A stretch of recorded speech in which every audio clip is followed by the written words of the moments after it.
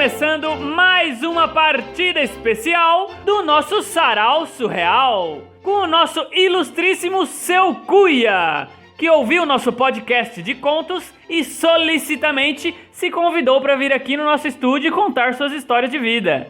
Dá um oi pro pessoal, Seu Cuia. Já tá ligado meu microfone? Posso falar?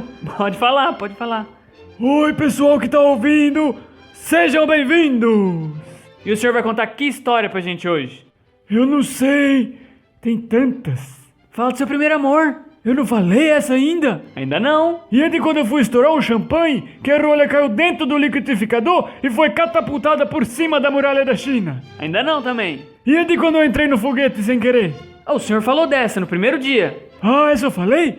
Então vou contar do pintor que eu encontrei lá no espaço, depois de ter saído do foguete. Porque não, quando o senhor não contou a história do foguete, o senhor só falou que a história existia. E é verdade, ela existe mesmo. E depois que eu cheguei lá no espaço com o foguete e tive que sair para consertar os espelhos e retrovisor que tinha dado uma entortadinha quando a gente saiu da atmosfera, eu encontrei um homem gigantesco com um pincelzinho e uma lata de tinta pintando a Terra. Foi nessa hora que eu percebi que eu e o foguete também tava gigante. A Terra tava pequenininha, parecendo uma bola de futebol. Igual aquelas fotos do espaço que a gente vê, sabe? Então, a Terra fica daquele tamanho porque, na verdade, quando a gente chega no espaço, a gente que aumenta de tamanho e a Terra fica pequenininha. Acho que é culpa da pressão que é diferente lá, né? Mas então, depois que eu arrumei os espelhos do foguete, eu fui até perto do homem para ver ele pintar e percebi o que ele estava fazendo. Eu já tinha visto as pinturas dele, acredita? E você também já viu as pinturas dele.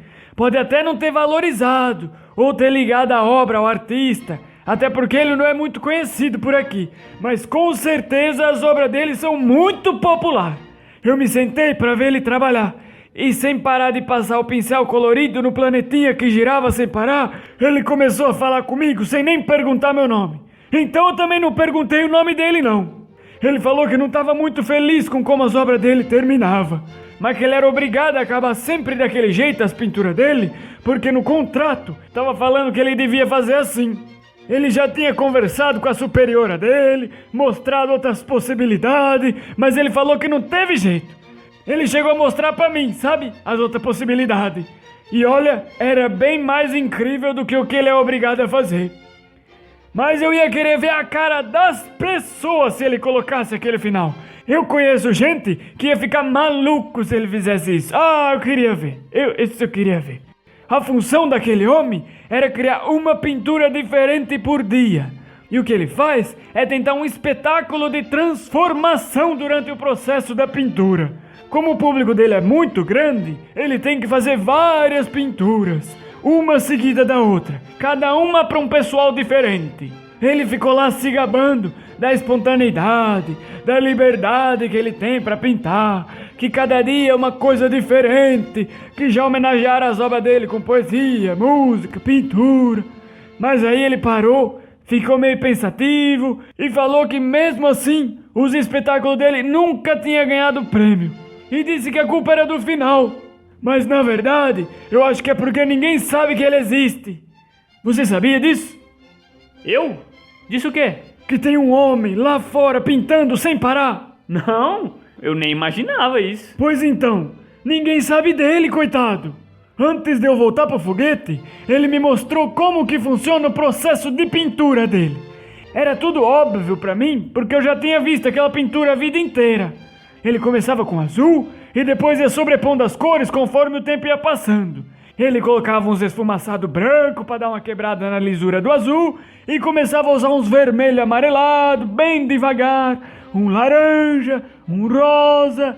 Às vezes ele deixava umas pinceladas mais aparentes para as pessoas conseguirem ver os raios de luz do sol passando no meio dos esfumaçados brancos. E aí começava a aumentar, rosa, roxo, dourado, vermelho.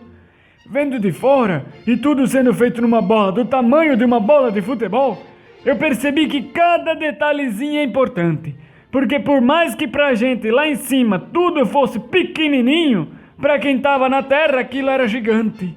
E enquanto tudo isso acontecia, ele mexia a luz do sol pro lado, a lua mais pra perto da terra. Era impressionante ver aquele homem trabalhar, era impressionante. E aí ele falou que estava chegando a parte da repetição. Pegou a tinta preta e jogou em cima de tudo que ele tinha pintado. Veio derramando de cima para baixo, cobrindo tudo. Enquanto ele colocava com o pincel os pontinhos brilhantes no meio do preto, ele me disse que a primeira vez ele derrubou o preto sem querer e finalizou colocando esses pontinhos de luz.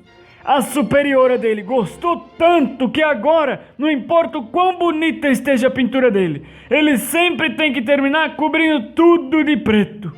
E pior, ainda tem que colocar os pontinhos brilhantes sempre no mesmo lugar. Porque com o tempo, as pessoas inventaram de dar nome diferente para cada um deles. Coitado, né?